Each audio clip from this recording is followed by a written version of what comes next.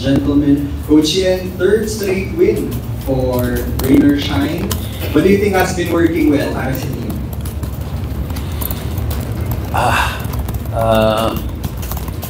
Well, we've been playing really good second halves. No? Yung tatlong panalo namin, medyo masama yung start. But we were able to recover in time. So we also survived 21 offensive rebounds. Very rarely will you win a game when you give up 21 offensive rebounds. We survived our own free throw misses. Buti na lang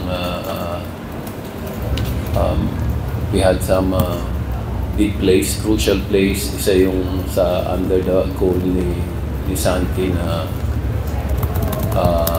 made basket na may end one. So I think it's just that we're getting our rhythm back. Bo is playing consistently. And then, nagbabalik na yung laro ni Andre. We're still not happy about our, sabi ko nga, free throw shooting percentages and our boxing out on rebounds because we gave up too many offensive rebounds. And I'm still not happy with our three-point shooting percentage. But we're finding ways to win, so I cannot complain too much. Coach, you said it yourself, masamang first half, even kanina Blackwater was up and you guys were trading.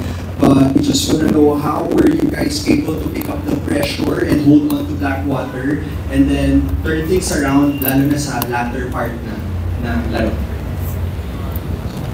Well, we just tried to play better defense and execute better on offense. Alam namin magiging problema si Ray ng Batak dahil siyempre alam naman, natural naman na motivated ka to play really well against your former team. And maganda nilaro ni Ray, nagka-problema kami sa kanya. Mabuti na lang nag-foul out. Then ang ganda nung isa pang Ray, si Ray Swerte naman. Wala talagang malas na laro si Ray Swerte, talagang swerte parati. Kaya siya nagbigay naman ng problema sa amin nung bandang huli. But again, Santi, Bo, Jonard, Andre, they picked up the slack for us. Parang nung umpisa kasi hirap na hirap kami makahanap ng opensa namin. We weren't really in our flow. We weren't making our usual shots. Maybe you can credit that to the defense that they are playing against us. Itong Blackwater, I think they put together one of their best lineups since nabuo sila. They have the speed, they have the size, they have the shooting, scoring ability. So I just hope na they keep this lineup for long. Dahil ang tingin ko, panglaban tong lineup nila na to. Hirap talunin. Thanks, Coach. Sandy, this is your second career best, 28 points. Congratulations. In your previous game, you've also had double figures in terms of points. So ngayon, paano ka kaya nagiging consistent in terms of having, being aggressive sa opensa mo? Like na sinabi ko sa iyo kanina, hindi ko iniisip na tutugay talaga ako dito sa team na to. So, iniisip ko lang na maglaro para hindi ako mag-pressure.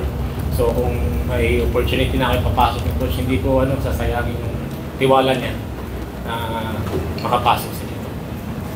Kanina sabi mo rin sa akin, hindi mo, sinishare mo rin yung achievements mo sa teammates mo kasi hindi mo magagawa yung without your teammates. So gaano ka-importante para sa'yo na yung mga teammates mo may tiwala rin sa'yo na ipasa sa'yo yung bola and i-shoot mo siya? Like, sinabi ko nga, hindi ko sasayangin yung mga tiwala nila, lalo na kay Kuya Bo tsaka kay Kuya Game, yung mga veterano namin. So, yun, hindi ko sasayangin yung mga putbacks na yan. mga layup, mga 3 points. So, papasok ko talaga yung may tiwala ako sa sarili ko.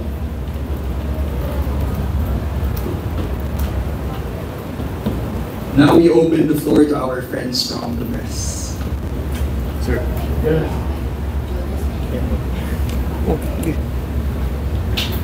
Coach, yung trajectory nung campaign mo yun is like last season nag-low 0, last conference nag-low 0-5 kayo nag 1-6 straight. This time 0-4 and 3 straight now.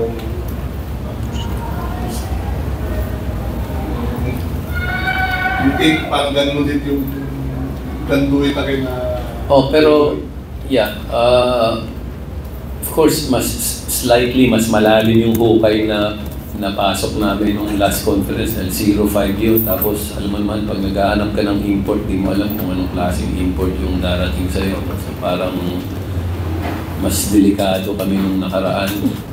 Pero konti lang. O ngayon yung 0-4, tapos nakabalik kami. Ang problema, yung mga teams na dating naasahan mo na nasa ibaba, nasa itaas ngayon. So yun ang magpapahirap sa amin ngayon. Those teams na underrated are now really playing well. So it's even more difficult to get out of that hole. Huwag na natin sabihin yung mga regular na talagang malalakas na teams. Although karamihan nakalaban na namin. Magnolia hindi pa namin nakakalaban, pero yung mga mabibigat na team nakalaban na namin. Pero ang magpapahirap talaga sa amin ngayon is, although we're playing well, the teams that are not really expected to play as well are playing really good, really well this conference. At next game namin, yung Terra Firma, ang ganda rin ng nilalaro. After that, Northport, grabe. Parang kalaban mo ulit yung mga malalakas na team. So, wala pa to. Wala pa kaming na-achieve dahil marami pa kaming nadaanan.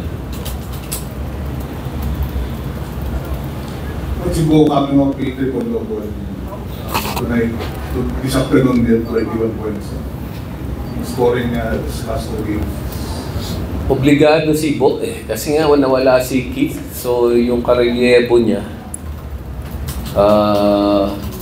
hindi naglalaro.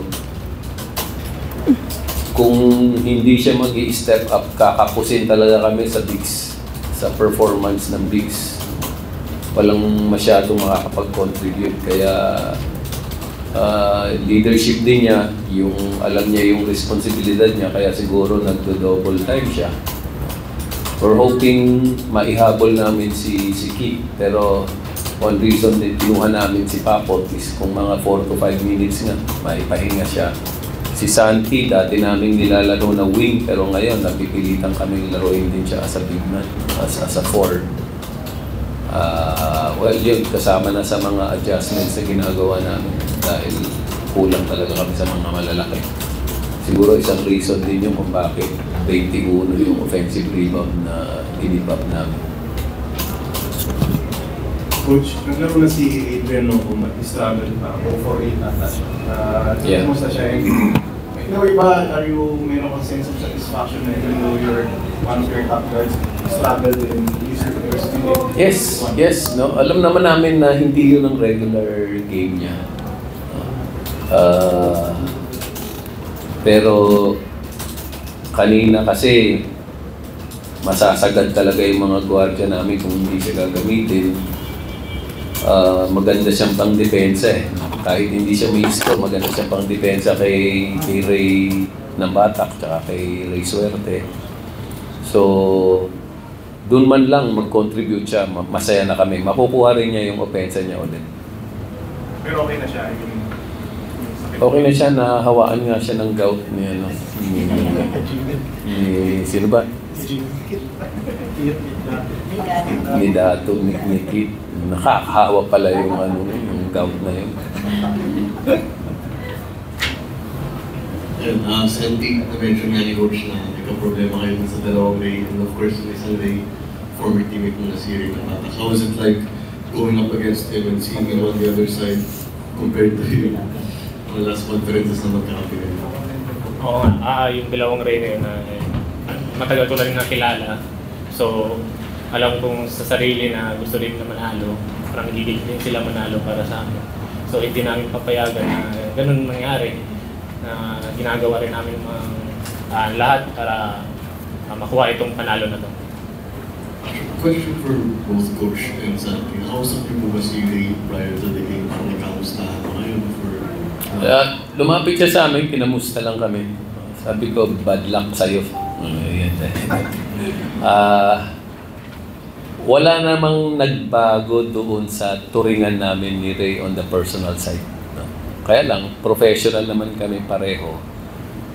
I'm sure matutuwa siya pag nanalo siya. At siyempre matutuwa rin kami pag nanalo kami. No? Pero on the personal side,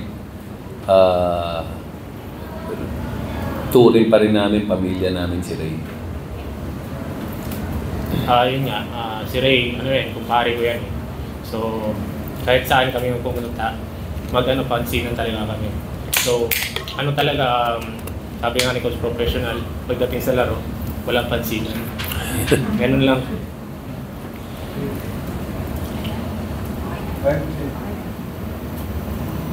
That's it for our post-game press conference. Thank you, gentlemen, and congratulations. Thank you.